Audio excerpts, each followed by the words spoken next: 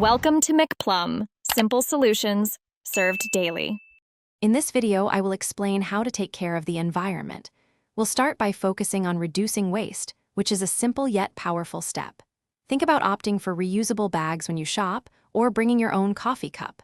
Next, we'll explore the importance of recycling common materials like paper and plastic. Then, we'll discuss practical ways to conserve water and energy in your daily life, making a big difference with small changes. Let's dive in. The 3 R's are fundamental to environmental care. First, reduce your consumption. For example, avoid impulse purchases. Second, reuse items creatively. An old jar can become a new storage container. Third, recycle diligently. Check local guidelines for what materials are accepted. Did you know that recycling 1 aluminum can save enough energy to power a television for 3 hours? Also, consider composting food scraps to return nutrients to the earth and significantly cut down on landfill waste. Conserving water and energy is crucial for a healthy planet.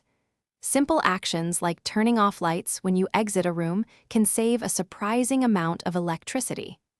Upgrading to energy-efficient appliances, such as an Energy Star refrigerator, can reduce your household's energy consumption by 20% or more.